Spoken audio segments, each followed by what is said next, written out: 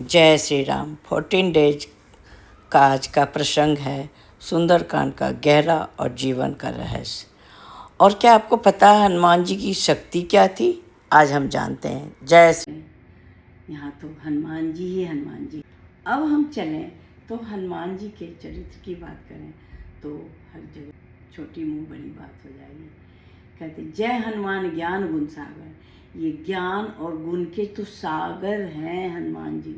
इनके चरित्र की, इनकी विनम्रता का, इनकी शक्ति का, इनकी भक्ति का, इनकी बुद्धि का कोई वर्णन कर ही नहीं सकता है। संकट मोचन तो इनको कहा ही जाता है।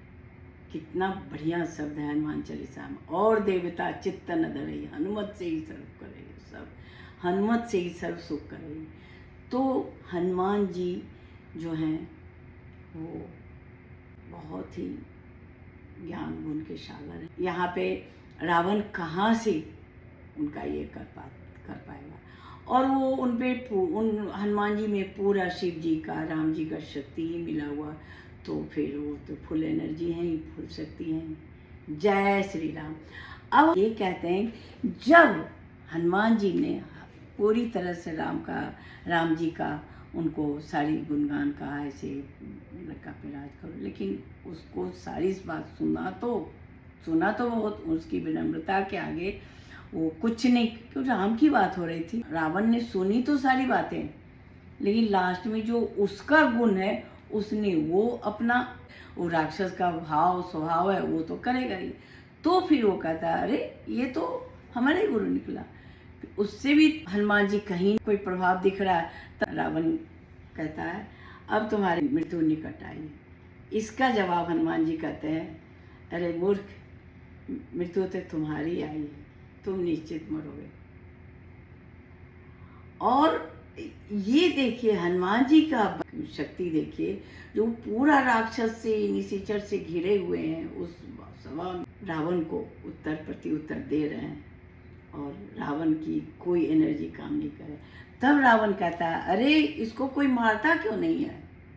बस वहाँ पे जितने राक्षस लोग उनको मारने के लिए चल पड़े। और जब मारने के लिए चल पड़े उसी समय विभीषण अपने मंत्रियों के साथ आते हैं और रावण को बहुत विनय और उन्होंने विनती से कहते हैं जो इनको आए हुए किसी दूत को मारना नहीं चाहिए, ये नीति के विरुद्ध है, इनको और कोई दंड देके इनको विदा किया जाए। तो फिर रावण और वहाँ के जितने भी सभा में लोग होते हैं सब ने कहा बिल्कुल उचित, यही सही है। तो फिर रावण कहते हैं अरे इसको अंग भंग करके भेज दो। तो फिर कहते हैं जो बंदर के पूंछ में ही ममता होती है, ऐसा करो जो उसके पूंछ में कपड़ा में घी लगा के उनके पूंछ में लपेट दो और आग लगा के भेज दो। जिनका ये, जिस स्वामी का, जिस राम का इसने इतना देर तक अपनी महिमा सुनाई है, देख जब ये पूछी अपने स्वामी अपने राम के पास जाएगा तो वो लेके आएगा उनको। ऐसा तो रावण ने कह दिया। अब यहाँ पे हनुमान जी कहते हैं वाह सरस्वती जी, आपने अपना काम कर दिया। तो कहते हैं वचन सुनत कभी मन मुस्काना। सुने हनुमान जी तो कहते हैं कभी मुस्काना। हनुमान जी मुस्कुराते हैं भई सहाय सादर सारद में जाना। अब मैं जान गया। अब यहाँ पे सरस्वती जी अपना इनको बुद्धि दे दी अपना विनाश का। तो मैं यहाँ पे यही कह रही हूँ, जो इतना रहस्य है हमारे जीवन में, हमारी जिंदगी हर पल रहस्य है। हम आप कुछ नहीं समझ पाएंगे ये क्यों हुआ, कैसे हुआ। मैंने स्टार्ट में ही कहा कोई चीज़ का लास्ट जवाब नहीं मिलने वाला है किसी मनुष्य को। लाख तब कर लें, तब ये कर लें, लाख देखिए। अब सरस्वती जी हैं, वो अपना काम कर गई, यहाँ पे करना है। हमारे लाइफ में भी यही होता है। कभी शंकर जी का प्रभाव, कभी गणेश जी का प्रभाव, कभी सरस्वती जी का प्रभाव। कहने का कहते हैं ब्रह्मांड में जिसका जिसका जो ड्यूटी है वो सारा चीज कर रहा है, हर पल चल रहा है। सूर्य अपने अंदाज से अपनी दूरी पे चल रहा है, सरस्वती जी, लक्ष्मी जी, हमारी एक एक एक्टिविटी चल रही है। कैसे चल रही है हमें पता है, कब हमें आना है दुनिया में, कब हमें जाना है, हमें क्या करना है। तो न समस्या हमारे हाथ में है, न सोच हमारे हाथ में है, न हमारी बातें हमारे कंट्रोल में है। बस जो देखते हैं वो करते हैं और सोचते हैं कहीं हो गया तो कहते हैं मैं शक्तिमान हूँ, और कोई बुद्धिमान होते हैं तो कहते हैं सब प्रभु की कृपा है। रियल में है तो ऊपर की एनर्जी कहाँ कहाँ क्या कर रही है काम। आपने भी सुना होगा, चलते फिरते हमारी बोलचाल की भाषा में है, सरस्वती जी 24 घंटे में एक बार जवान पे बैठ। महाकाली, महालक्ष्मी, माँ सरस्वती, ये तीनों देवियाँ हैं, एक शक्ति हैं, एक पैसा है, तो एक बुद्धि है। तो तीनों शक्तियाँ अपने अपने टाइम पे काम करती हैं। और हम को क्या लगता है, अरे उसने बोल दिया, उसने कह दिया, हमने बोल दिया। हमारे हाथ में कोई चीज़ है ही नहीं, बस हम रहस्य के शिकार हैं, ये कह सकते हैं शॉर्टकट में।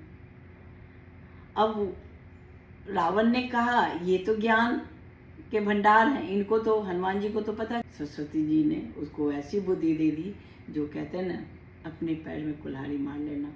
और उसको किसी को भी जब विनाश होना है तो वो विनाश के रास्ते पे उसकी एनर्जी काम करने लगती है, और जिसको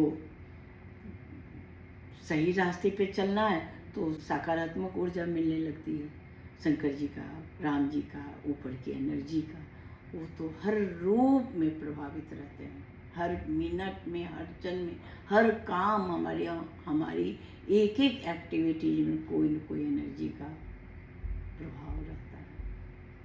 इसलिए कहते हैं सुंदरकांड को बहुत थिंकिंग और बहुत गूढ़ता से पढ़िए, तो आपको जिंदगी का एक एक चीज पढ़ के ज्ञान होगा।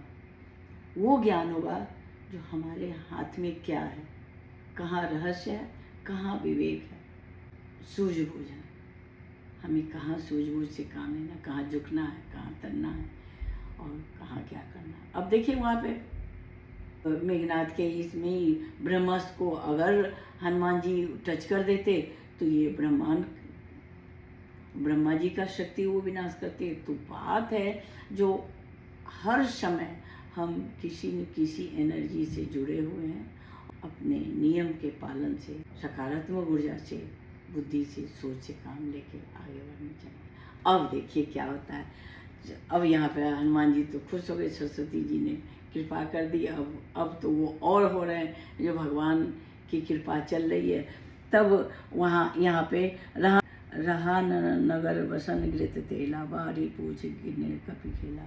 अब नगर में तेल बचा न कपड़ा बचा, और हनुमान जी इतना पूछ बढ़ाते गए, वो लपेटते गए, सब होते गया। तो सब तो प्रभु की कृपा ही है। बाजे ही ढोल, इस बार ढोल ताली से बजा रहा, उनको तेल से ये चुपड़ के लात मार के उनको ढकेल दिया गया, जो जाओ।